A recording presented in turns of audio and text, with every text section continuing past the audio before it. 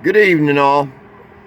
Tommy's Top Shop here, and I'm sitting in this 1966 Ford Mustang, and to bring all up to speed, this car had a new top and supposedly all the straps and everything taken care of. Individual in my neighboring town, Wilmington, North Carolina, some individual / shop down there put a top on this car. The customer originally called me, and the complaint was the top was hard to shut, and the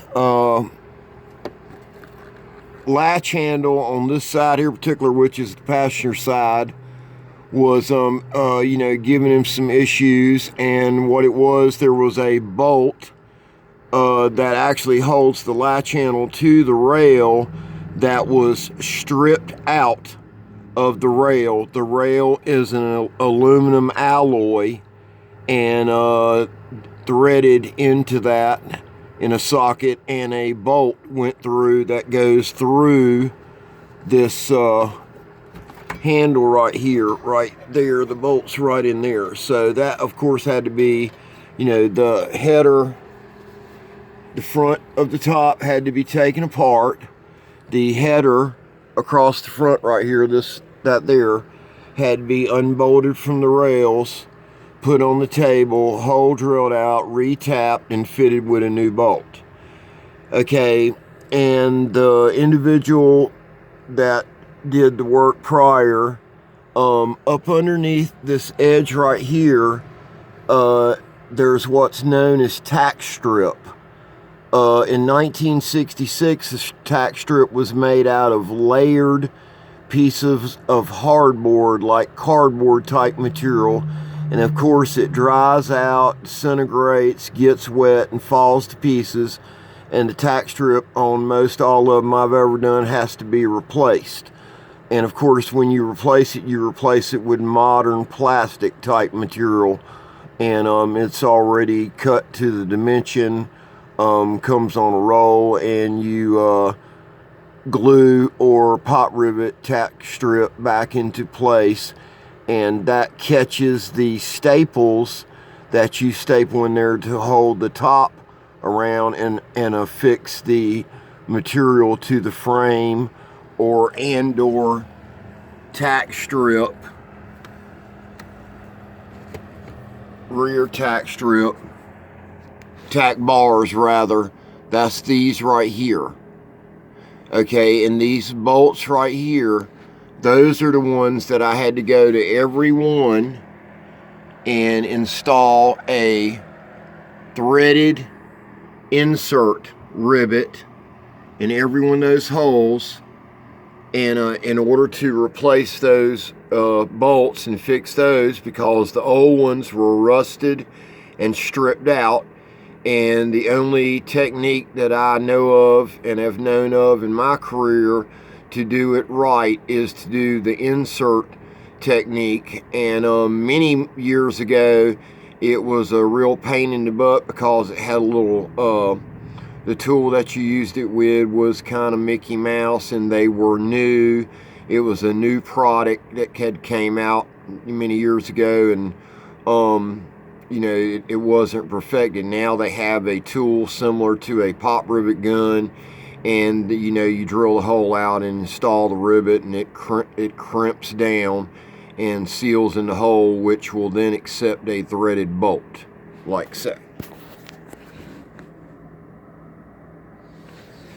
Another thing, when I noticed when I was taking the top apart, now all this is, what would be the post job after this individual, most recently put a top on it, say 30 days ago. Okay, this strap right here it gets a snap, which snaps to that little stud right there, goes right there like that with a little snap head on it. And what that's for is when you unzip the back window, notice the zipper pull, you unzip it and drop the plastic window down into the well, and it was a way to let ventilation through the car if you wanted to, or from keeping folding that glass up when the convertible top went down in the well.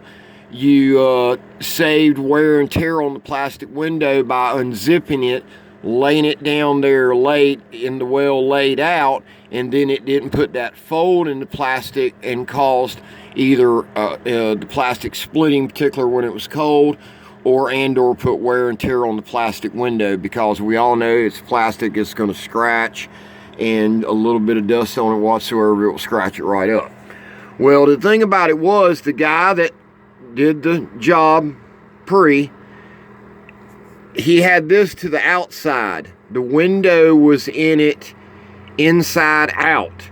It was the wrong direction. It was blankly wrong. The window, this was on the outside, which is wrong. And then, of course, that slider pull right there was turned the opposite direction. So how were you to unzip the back window out of it to begin with? So that right there, number one installation error alone, the rear curtain window was in it wrong side, you know, in, and it mind blown. I mean, only a blind man couldn't have known, you know, that it was wrong. I mean, this right here had to be to the inside of the car. The zipper pull had to be the inside of the car. And then, not to mention, there's a little label right in there. If you can see it in the glass, there's a little label there. It's actually the DOT number, you know, because the plastic window in the car is automotive grade, and it has the name of the plastic, which is Regal Light, and that logo was reversed, and it was actually on this side, upside, you know, to the inside, so you couldn't read it from the outside anyway. And I think, if I'm not mistaken, it says "do not rub," and then it's got the DOT numbers on it, and you know, codes, you know, embraced in it of what type window, etc. it is. Okay, but now you recall at the very first of me explaining things, the top was tight and having a hard time shutting it. And, you know, as the car was disassembled, you know, I kept running on, you know, rigged up shoddy work that the guy had done throughout the car. Okay, well, you know, I had to put the car all back together in order to know if it was going to fix the problem on the shutting on the front end. And, you know, the guy, it's been a month ago, the top's in pretty good condition, relatively, you know, new condition, but it was just blatantly put on wrong. So today I got it all back together and was able to try to shut it on the front, and of course the top is so tight it won't shut properly and won't let it latch. And you know, I mean, I literally got to put a ratchet strap on this and ratchet it down in order for it to hook and latch correctly. And of course that's going to put wear and tear on the latch handle, and I have seen them where it's so much pressure trying to pull down the convertible top, it busts the front windshield of a car. I have seen that happen as well in my career. Okay, but here's just a couple things that are the dead giveaway, is where the top is too far forward and pulled too taut forward. Okay, notice that little, see that line right there? See that? See that line right there? Okay, what that is that's a seam line where the apron, gotta fix my lighting right.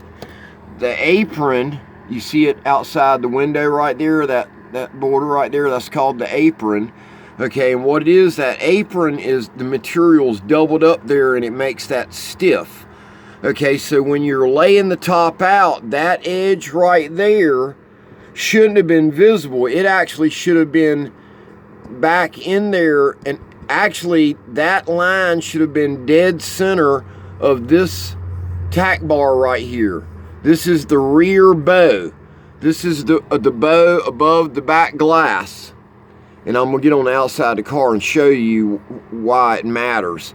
And that line right there should have been riding center of that, because your bow height from center to that piece of molding, its recommended height pre-installing the top is supposed to be 21 inches from that chrome metal to center of this tack bar.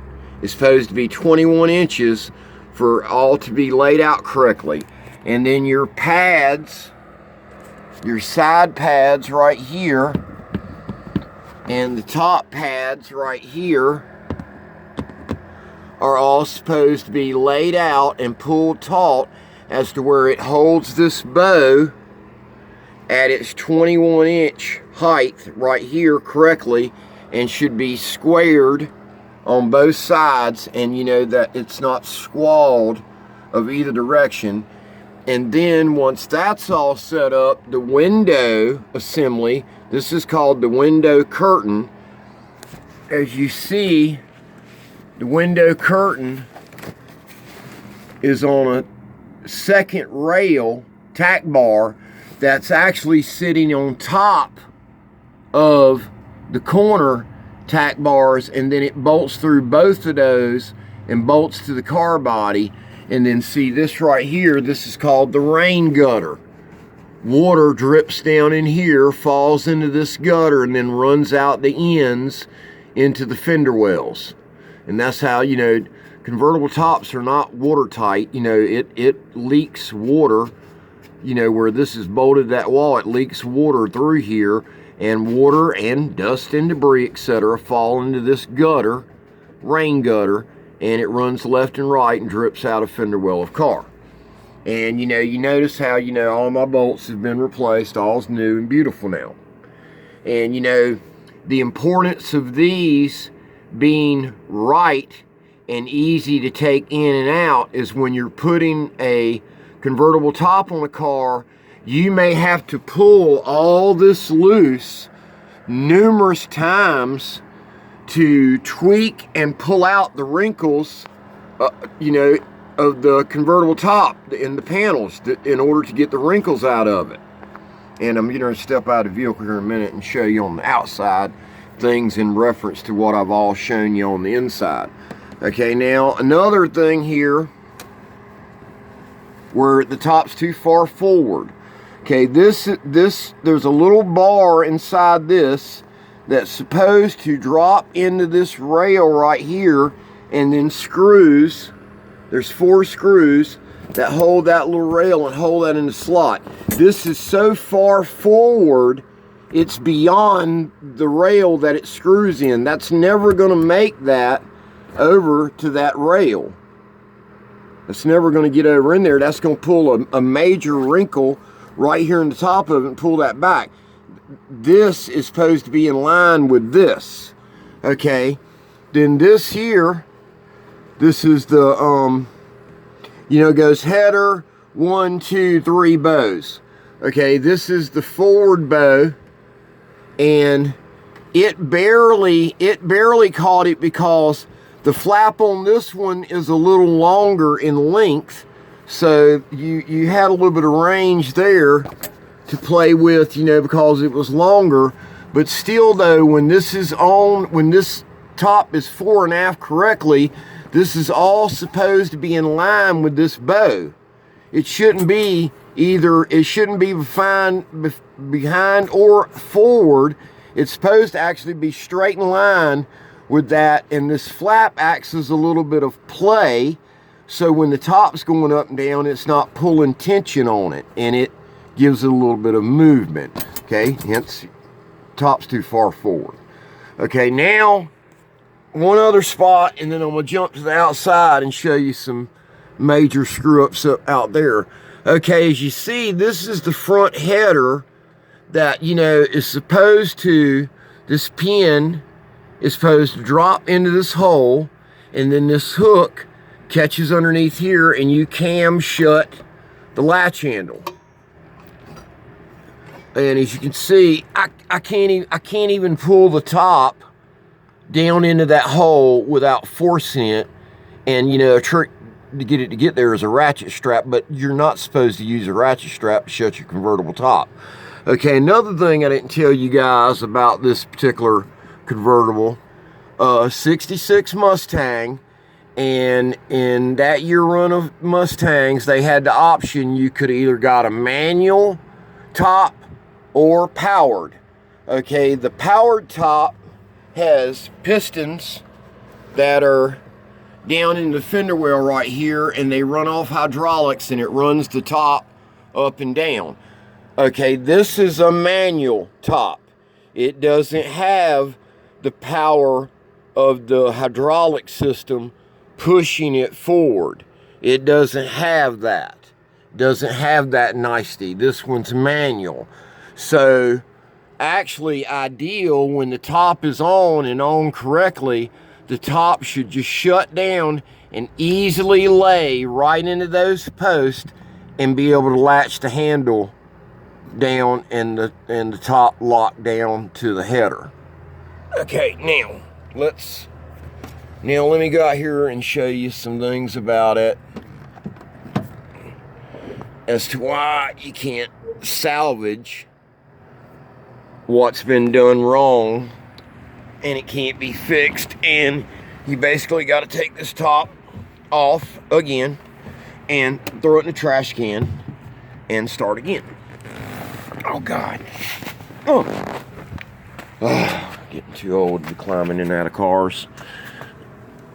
Okay, and notice I got a little heater. I've been cooking this thing from the inside out almost half the day, and it still hadn't loosened up any where it would shut it any easier on the front end. Okay, see those lines through there? See how it's not in line with that bow on the underside that I showed you a while ago?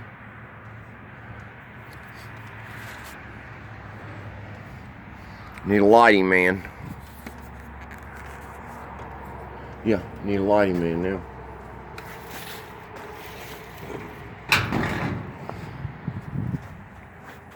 Yeah, there we go. See that right there, that's supposed to be right here. That should be laying right in here on top of that bow. That bow's underneath right there. Okay, this one. All right, see, there's the line of it. There's the bow, see it? That's how far forward. It's only a half inch, doesn't look like much, but it makes a world of difference in how tight the top is. And what the tightness is in a convertible top, this area of the top, it's not very tight at all. Matter of fact, this got some play in it, and I got the front end unlatched, and it's got a lot of play in it, and actually particularly right there here, this could be tightened up a little bit.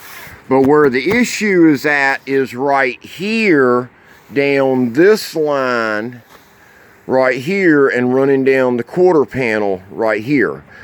This edge right here is supposed to be riding right on the edge of the frame rail right there. This shouldn't be ahead of that, and this one is actually ahead of it. It's supposed to be, this should be further back, tighter against that frame edge right in there. Right there is the frame edge. That stitch line right there should be back there at my fingernail. Okay. All right, then here's the number one screw up that you can't fix on one. Once it's been done, there's no turning back. If this is wrong, the top is destroyed and you got to start over again. This is the rear bow above the rear window curtain.